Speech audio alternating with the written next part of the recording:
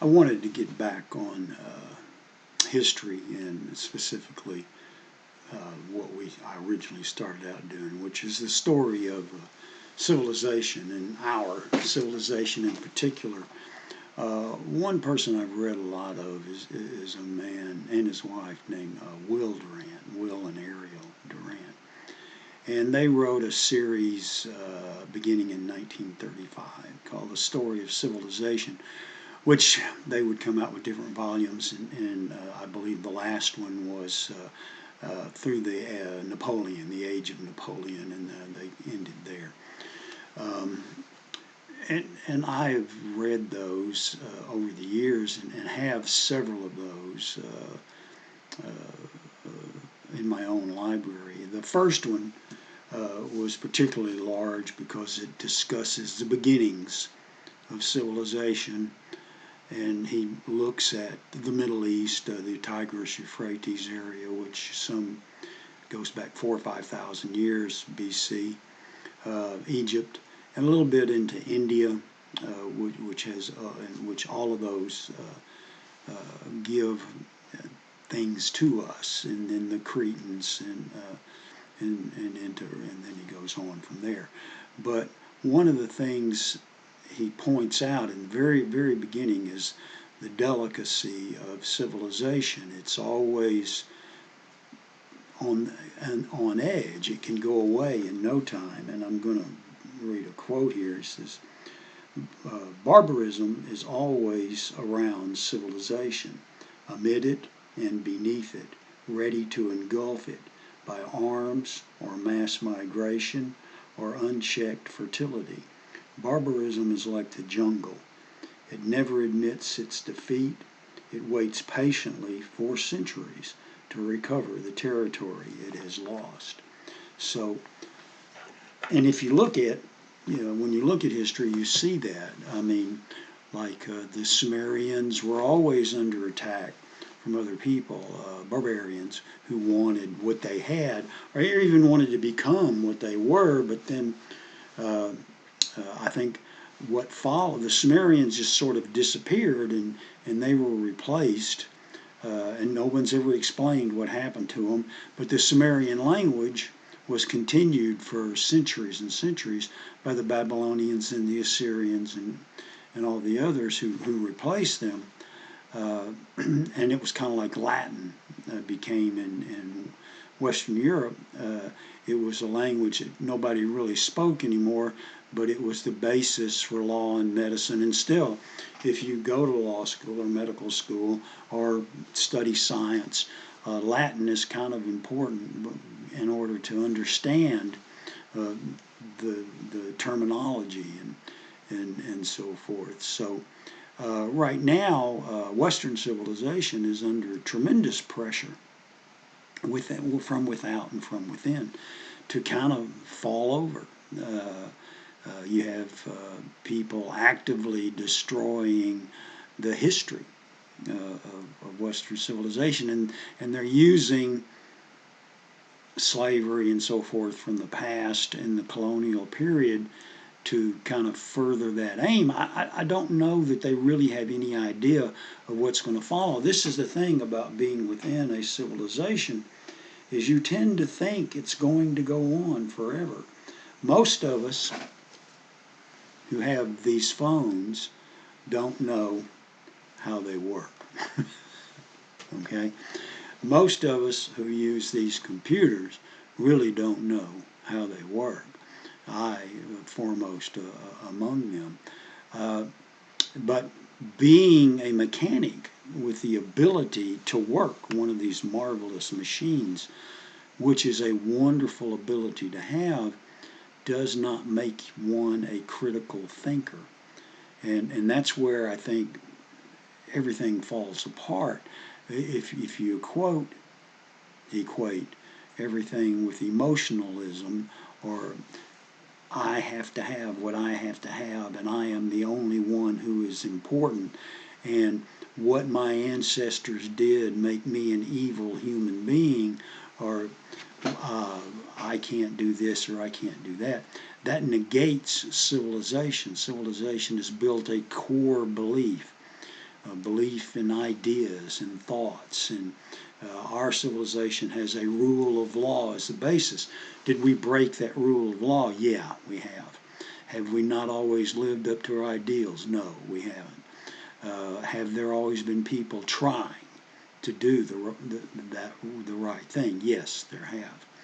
And they are the ones that have kind of kept us rolling along. Have we had people who have carried things too far, or were so idealistic they were willing to kill everybody in sight in order to achieve that ideal, which they didn't really know if it would work or not, but they were perfectly willing to do that. So this is the thing you need to think about. And although the computer is wonderful, Kindle is wonderful, I encourage anybody and everybody to pick up a book and read it, because the ability to think, the ability to write, if you can read a book like I was just mentioning and interpret what's said and then turn around and write a sentence, a paragraph, 2 paragraphs about what you just read, then you're thinking things through. But if you can't, and this is where we're going, if you can't write, and I see this all the time, we're having pictures replace writing, then we're headed to the future of the time machine. And if you don't know what I'm talking about, you need to read The Time Machine. Not see the movie, read the book. Well, the movies are okay. But the thing is our universities, our school systems are rapidly doing away with teaching reason and critical thinking.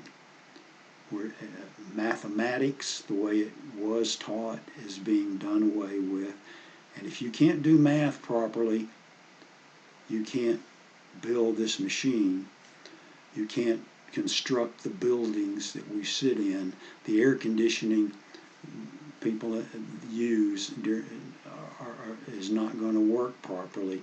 The power grid is not going to work properly. Without math, without critical reasoning, nothing will work, and it will fall apart. And that's what some people seem to be pushing for, and I don't know if they realize that's what they're doing, because our educators, not all of them, but a lot of them, are failing in that mission. And we are, as parents and as grandparents and as people who support these educational institutions, part of that's our fault, because we've given up on helping do that. We don't participate. We don't get involved. And we do the same thing in our government. In the United States, we live in a federal republic, which means we have to be involved as citizens, which calls for literacy and which calls for listening to people who are running for office and dissecting what they say and then holding them accountable. We have to hold our elected representatives accountable, not just let them run rampant, which is what we've been allowing to happen for decades now, because we didn't want to be bothered. And I understand that. You just kind of want to wake up, go to work, earn your money, raise your family, go away for the weekends and have a good time, watch a game.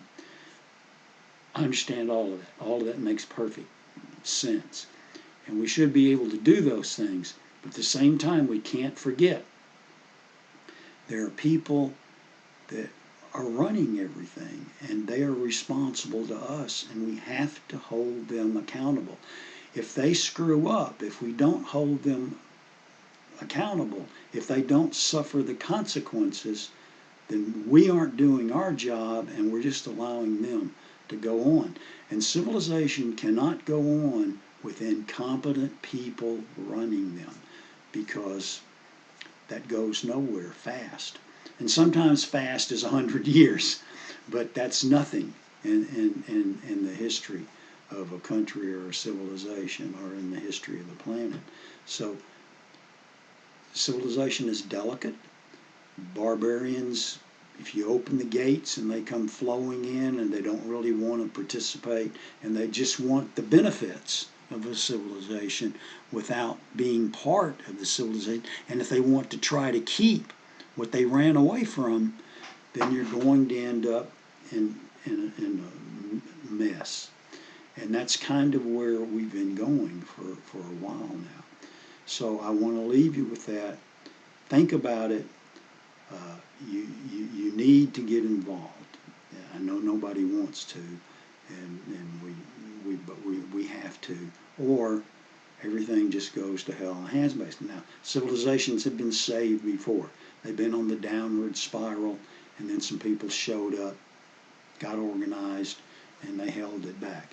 The Eastern Roman Empire lasted for 1,000 years after the fall of the Western Roman Empire, and that's a good while.